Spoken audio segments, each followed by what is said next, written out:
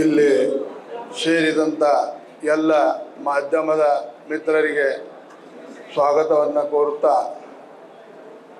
ನಮ್ಮ ಕರ್ನಾಟಕದ ನಾಳಿನ ದಿನ ಒಂದು ಸುದಿನ ಅಂತ ಭಾವಿಸುತ್ತಾ, ನಾಳೆ ನಮ್ಮ ಕರ್ನಾಟಕದ ಹೊಸ ಮುಖ್ಯಮಂತ್ರಿಯಾಗಿ DK ಶಿವಕುಮಾರ್ ಅವರು ಪದಗ್ರಹಣವನ್ನು ಮಾಡಲಿಕ್ಕೆ ಎತ್ತಿದ್ದಾರೆ. ಅವರಿಗೆ ಶುಭವಾಗಲೆಂದು ಎಲ್ಲ ಮುಸ್ಲಿಂ ಜಮಾತ್ ವತಿಯಿಂದ ಹಾರೈಸಿ, ಹಾಗೂ ಕಿತ್ತೂರು ಕರ್ನಾಟಕ ವಿಭಾಗದ ಮುಸ್ಲಿಂ ಜಮಾತ್ ವತಿಯಿಂದ ಹಾರೈಸಿ, ಅದೇ ರೀತಿ ಕರ್ನಾಟಕದ ಎಲ್ಲ ಮುಸ್ಲಿಂ ಬಾಂಧವರಿಂದ ಅವರ ಮುಖ್ಯಮಂತ್ರಿ ಸ್ಥಾನಕ್ಕೆ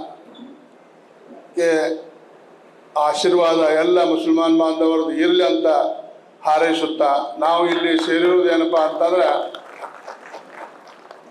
ನಮ್ಮ ಉತ್ತರ ವಲಯದ MLA ಆದಂಥ ರಾಜು ಶೇಟ್ ಅವರು, ಆಸಿಫ್ ರಾಜು ಶೇಟ್ ಅವರು, ಅವರ ಯಾವ ರೀತಿ ಅದಾರ ಅನ್ನೋದು ಎಲ್ಲರಿಗೂ ತಿಳಿದಂಥ ವಿಷಯ ಅದ.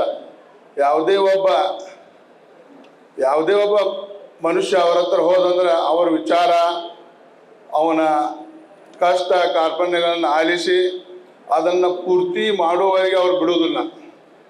ಅವ್ರ ಹಿಂಬಾಲಕರನ್ನು ಆ ವಿಚಾರದಲ್ಲಿ ಹಚ್ಚಿ ಇಡೀ ನಮ್ಮ ಈ ಬೆಳಗಾವಿ ಕ್ಷೇತ್ರದ ಎಲ್ಲ ಜನರ ಮನಸ್ಸನ್ನು ಗೆದ್ದಿದ್ದಾರೆ. ಅದೇ ರೀತಿ ನಮ್ಮ ಈ ಕಿತ್ತೂರು ಕರ್ನಾಟಕ ವಿಧಾನಸಭಾ ಮುಸ್ಲಿಂ ಜಮಾತ್ ಒಕ್ಕೂಟದ ವತಿಯಿಂದ, ಬೆಳಗಾವಿ ಒಕ್ಕೂಟದ ವತಿಯಿಂದ ನಾವು ಇಲ್ಲಿ ಏನು ಹೇಳಬಯಸೋದಪ್ಪ ಅಂತಂದ್ರೆ, ನಮ್ಮ ಮುಸ್ಲಿಂ ಜಮಾತದ ಜಿಲ್ಲೆಯಲ್ಲಿ ಇರುವಂಥ ಏಕೈಕ MLA ಸಮಾಜದವರ ಹಾಗೂ ಇನ್ನುಳಿದ ನಮ್ಮೆಲ್ಲ ಬಾಂಧವರ ಕೆಲಸಗಳನ್ನು ಮಾಡಲಿಕ್ಕೆ ಉತ್ಸಾಹಿ ಇದ್ದಾರೆ. ಅವರಿಗೆ ಮಂತ್ರಿ ಸ್ಥಾನವನ್ನು, ಕರ್ನಾಟಕದ ಕಾಂಗ್ರೆಸ್ ಗೌರ್ಮೆಂಟ್ದಲ್ಲಿ ಮಂತ್ರಿ ಸ್ಥಾನವನ್ನು ಕೊಡಬೇಕಂಥೇಳಿ ನಾವೆಲ್ಲರೂ ಇಲ್ಲಿ ಸೇರಿರೋದು. ಅದರ ಕೊಡಲೇಬೇಕಂಥೇಳಿ ನಾವೆಲ್ಲ ಸೇರಿದ್ದೀವಿ. ಅದೇ ರೀತಿ ನಮ್ಮ ಇದೀಗ ಹೇಳಿದಂತೆ ನಮ್ಮ ನಿಮ್ಮೆಲ್ಲರ ನೆಚ್ಚಿನ ನಾಯಕರಾದ ಸತೀಶ್ ಅಣ್ಣ ಜಾರಕಿಹೊಳಿ ಅಹಿಂದ್ ನಾಯಕರಂಥೇಳಿ ಗುರುತಿಸ್ಕೊಂಡಿದ್ದಾರೆ. ಅವರಿಗೆ DCM ಸ್ಥಾನ ಕೊಟ್ಟು ಮತ್ತು KPCC ಹುದ್ದೆಯನ್ನು ಕೊಡಬೇಕಂತ ಅದು ನಮ್ಮ ಇದರಲ್ಲಿ ನಿರ್ಣಯ ಆಗಿದೆ. ಅದೇ ರೀತಿ ಅವರಿಗೆ DCM ಮತ್ತು KPCC ಸ್ಥಾನವನ್ನು ಕರ್ನಾಟಕ ಘನ ಸರ್ಕಾರದಲ್ಲಿ ಕೊಡಬೇಕಂತ ನಾವೆಲ್ಲರೂ ಸೇರಿ ಒತ್ತಾಯಪೂರ್ವಕವಾಗಿ ಹೇಳ್ತಾ ಇದ್ದೇವೆ. ಇಡೀ ಮುಸಲ್ಮಾನ್ ಬಾಂಧವರು ಎಲ್ಲರೂ ಸೇರಿ ಸತೀಶ್ ಅಣ್ಣ ಜಾರಕಿಹೊಳಿ ಅವರಿಗೂ DCM ಹುದ್ದೆಯನ್ನು ಕೊಟ್ಟ, KPCC ಹುದ್ದೆ ಅವರಿಗೆ ಕೊಟ್ಟ ಕರ್ನಾಟಕ ಕಾಂಗ್ರೆಸ್ ಗೌರ್ಮೆಂಟಲ್ಲಿ ಅವರಿಗೆ ಉನ್ನತ ಸ್ಥಾನವನ್ನು ಕೊಡಬೇಕಂತ ನಾವು ಆಶಿಸಿದ್ವಿ. ಕೊಡ್ತಾರಂತೂ ನಾವು ಭಾವಿಸಿದ್ವಿ ಎಲ್ಲ ಮುಸಲ್ಮಾನ್ ಬಾಂಧವರು. ಅದೇ ರೀತಿ ಇಲ್ಲಿ ಈ ಸೇರಿರುವಂಥ ಎಲ್ಲ ಕಿತ್ತೂರು ಕರ್ನಾಟಕದ ವಿಭಾಗದ ವತಿಯಿಂದ ಎಲ್ಲ ಮುಸಲ್ಮಾನ್ ಬಾಂಧವರು ಇದನ್ನು ನಾವು ಹೇಳಲಿಕ್ಕೆ ನಮ್ಮ ಸತೀಶ್ ಅಣ್ಣ ಜಾರಕಿಹೊಳಿ ಅವರ ಹತ್ರ ಒಂದು ನಿಯೋಗವನ್ನು ಕೊಂಡೊಯ್ಯುವ ನಿರ್ಧಾರವನ್ನು ಮಾಡಿದ್ದೀವಿ. ಅವರನ್ನು ಭೇಟಿಯಾಗಿ ನಮ್ಮ ಈ ನಿರ್ಧಾರವನ್ನು ತಿಳಿಸ್ತೀವಿ ಅಂತ ಹೇಳಿ ತಮ್ಮೆಲ್ಲರ ಮುಂದೆ ಸಾಗರಪಡಿಸ್ತಾ ಇದ್ದೀವಿ. ಅದರ ಸಲುವಾಗಿ ಈ ಸೇರಿದಂಥ ಎಲ್ಲ ಪತ್ರಕರ್ತ ಮಾಧ್ಯಮ ಹಾಗೂ ರಾಜಕೀಯ ಮುಖಂಡರು ಎಲ್ಲರೂ ಸೇರಿ ಒತ್ತಾಯವನ್ನು ಮಾಡಿ ನಾವು ನಮ್ಮ ಜಿಲ್ಲೆಯ ಏಕೈಕ ಮುಸಲ್ಮಾನ್ MLA ಆದಂಥ ಆಸಿಫ್ ರಾಜು ಶೇಟ್ ಅವರಿಗೆ ಕರ್ನಾಟಕ ಘನ ಸರ್ಕಾರದಲ್ಲಿ ಮಂತ್ರಿ ಸ್ಥಾನವನ್ನು ಕೊಡಲಿ ಅಂಥೇಳಿ ಆಶಿಸಿ ನನ್ನ ಎರಡು ಮಾತುಗಳನ್ನು ಮುಗಿಸ್ತೀನಿ. SM ಕೃಷ್ಣ ಅವರ ಸರ್ಕಾರದಲ್ಲಿ 5 ಜನ ಮುಸಲ್ಮಾನರನ್ನ ಮಂತ್ರಿಯನ್ನು ಕೊಟ್ಟಿದ್ರು. ಅದು ಉತ್ತರ ಕರ್ನಾಟಕ ಆಗಿರ್ಬೋದು. ಉತ್ತರ ಕರ್ನಾಟಕದಲ್ಲಿ ಹಿಂಡಸ್ಗಿರಿ ಸಾಹೇಬರನ್ನ ಆ ಮಂತ್ರಿಯನ್ನು ಕೊಟ್ಟಿದ್ರು. ಪ್ರಾಂತ ವಹಿಸು ಅವರು 5 ಮಂತ್ರಿಗಳನ್ನ SM ಕೃಷ್ಣ ಅವರು ಕೊಟ್ಟಿದ್ರು. ಇವು ಸಾಮಾನ್ಯ DK ಶಿವಕುಮಾರ್ ಅವರು SM ಕೃಷ್ಣ ಅವರ ಖಾಸ ಶಿಷ್ಯ. ಅವರ ತತ್ವವನ್ನು ಪಾಲಿಸಿ 5 ಮಂತ್ರಿಯನ್ನ ಮುಸಲ್ಮಾನರಿಗೆ ಕೊಡಬೇಕು. ಅದು ಉತ್ತರ ಕರ್ನಾಟಕದಲ್ಲಿ ದೊಡ್ಡ ಜಿಲ್ಲೆ ಆದಂಥ ಬೆಳಗಾವಿ ಜಿಲ್ಲೆ. ಬೆಳಗಾವಿ 18 ವಿಧಾನಸಭಾ ಕ್ಷೇತ್ರವಂತ ಜಿಲ್ಲೆ.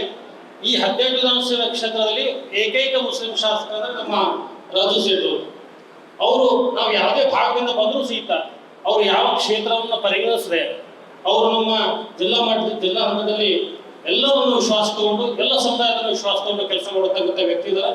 ಈ 18 ಜಿಲ್ಲೆಗೆ ಏಕೈಕ ಮುಸ್ಲಿಂ ಶಾಸಕರಾದಂಥ ಸನ್ಮಾನ್ಯ ರಾಜು ಶೇಟ್ ಅವರನ್ನ ಮಂತ್ರಿಯನ್ನ ಮಾಡಬೇಕು. ಇದರಿಂದ ದೊಡ್ಡ ಜಿಲ್ಲೆ ಇದಕ್ಕೆ ಮತ್ತು ಹೆಚ್ಚಿನ ಪ್ರಮಾಣದಲ್ಲಿ ಅಲ್ಪಸಂಖ್ಯಾತರು ಈ ಭಾಗದಲ್ಲಿ ಇರೋದ್ರಿಂದ ಅವರಿಗೆ ಸಚಿವ ಸ್ಥಾನ ನೀಡಬೇಕಂತ ಹೇಳಿ ನಾವು ಒಕ್ಕೂಟವನ್ನ ನಾವು ತರಿಸ್ತೇವೆ. ಆಸಿಫ್ ರಾಜು ಸೇಠ್ ಇವರಿಗೆ ಸಚಿವ ಸ್ಥಾನ ನೀಡಬೇಕು. ಅವ್ರಿಗೆ ಯಾಕೆ ನೀಡಬೇಕಂದ್ರೆ ರಾಜು ಸೇಠ್ ಒಂದು ಮುಸ್ಲಿಂ ಸಮಾಜದ MLA ಆದರೂ ಕೂಡ ಪ್ರತಿಯೊಂದು ಸಮಾಜದ ಕೂಡ ಅವರ ನಡೆ ನುಡಿ ಒಂದು ಉದಾಹರಣೆ ಏನಂದರೆ ಕೋವಿಡ್ದಲ್ಲಿ ಆಸಿಫ್ ಸೇಠ್ ಅಂತ ಮಾಡಿರತಕ್ಕಂಥ ಒಳ್ಳೆಯ ಕೆಲಸ ಇಡೀ ಜಿಲ್ಲೆ ಇಡೀ ಕರ್ನಾಟಕದಲ್ಲಿ ಅತಿ ಉತ್ತಮ ಒಂದು ನಾಯಕರಂತ ಭಾವಿಸುತ್ತೇನೆ. ಮತ್ತು 2024ರ ಲೋಕಸಭಾ ಚುನಾವಣೆಯಲ್ಲಿ ಚಿಕ್ಕೋಡಿ ಹಾಗೂ ಬೆಳಗಾವಿ ಎರಡೂ ಲೋಕಸಭೆಯ ಚುನಾವಣೆಯಲ್ಲಿ ಅವರು ಉತ್ತಮ ಸೇವೆಯನ್ನು ಮಾಡಿದ್ದಾರೆ. ಹಾಗೂ ನಮ್ಮ ಚಿಕ್ಕೋಡಿ ಪಾರ್ಲಿಮೆಂಟ್ನಲ್ಲಿ ಪ್ರತಿಯೊಂದು ಕ್ಷೇತ್ರಕ್ಕೆ ಬಂದು ಪ್ರಿಯಾಂಕಾ ಜಾರಕಿಹೊಳಿ ಅವರಿಗೆ ಬೆಂಬಲ ವ್ಯಕ್ತಪಡಿಸಿ ನಮ್ಮ ಮುಸ್ಲಿಂ ಸಮಾಜದಲ್ಲಿ ಏನು ಆಡಳಿತಿದ್ರಿ ಅದಕ್ಕೆ ಸಜೆಷನ್ ತೆಗೆಯುವಂತ ಕೆಲಸ ಮಾಡಿದ್ದಾರೆ. ನಮ್ಮ 18 ಕ್ಷೇತ್ರಗಳಲ್ಲಿ ರಾಜು ಸೇಠ್ ಒಬ್ಬರು ಶಾಸಕರಿದ್ದಾರೆ. ಇದಕ್ಕಿಂತ ಮುಂಚೆ ಅವರ ಹಿರಿಯರಾದ ಅಣ್ಣ ಫಿರೋಜ್ ಸೇಠ್ ಅವರಿದ್ದರು. ಈಗೂ ಕೂಡ ಈ 3 ವರ್ಷ ಪೀರಿಯಡ್ದಲ್ಲಿ ಮುಸ್ಲಿಂ ಸಮಾಜಕ್ಕೆ ಒಂದು ಯಾವ ನಿಗಮ ಅಧ್ಯಕ್ಷ ಕೊಟ್ಟಿಲ್ಲ ಇನ್ನುವರೆಗೆ. ಅದಕ್ಕೆ ದಯವಿಟ್ಟು ಒಂದು ಕಾಂಗ್ರೆಸ್ ಸರ್ಕಾರಕ್ಕೆ ನಮ್ಮದ ಒತ್ತಾಯ ಇದೆ, ನಮ್ಮ ವೋಟ್ ಬ್ಯಾಂಕ್ ಅಂತ ಅಟ್ಟ ನಮ್ಮನ್ನು ಯೂಸ್ ಮಾಡಬೇಡ, ದಯವಿಟ್ಟು ನಮಗೆ ಒಂದು ಉನ್ನತ ಸ್ಥಾನ ಕೊಡ್ಬೇಕಂತ ನಿಮ್ಮಲ್ಲಿ ಕಳಕಳಿ ವಿನಂತಿ ಇದೆ. ಮತ್ತು ನಮ್ಮ ನಾಯಕರಾದ ಅಹಿಂದ ವರ್ಗದ ಹೋರಾಟಗಾರ ನಮ್ಮ ನಾಯಕರಾದ ಸನ್ಮಾನ್ಯ ಶ್ರೀ ಸತೀಶಣ್ಣ ಜಾರಕಿಹೊಳಿಯವರಿಗೆ KPCC ಅಧ್ಯಕ್ಷ ಸ್ಥಾನ ಕೊಡಬೇಕು. ಅದರ ಜೊತೆಗೆ ಅವರಿಗೆ DCM ಹುದ್ದೆಯನ್ನು ಕೊಡಬೇಕಂತ ತಮ್ಮಲ್ಲಿ ಕೇಳಿಕೊಳ್ಳುತ್ತೇನೆ. ಇವು ಎರಡೂ ಸಕ್ಸಸ್ ಆದ್ರೆ ನಮ್ಮ ವೈಯಕ್ತಿಕ ಅಭಿಪ್ರಾಯ ಇದೆ, ನಾವು ಮುಂದಿನ ದಿನಗಳಲ್ಲಿ 15ರಿಂದ 16 ಶಾಸಕರ ಕಾಂಗ್ರೆಸ್ ಆಗುವಂತ ಬೆಳಗಾವಿ ಜಿಲ್ಲೆಯಲ್ಲಿ ಭಾವಿಸುತ್ತೇನೆ. ಇದು ನನ್ನ ಮಾತೇಳಿ ಮುಕ್ತಾಯಗೊಳಿಸಿ.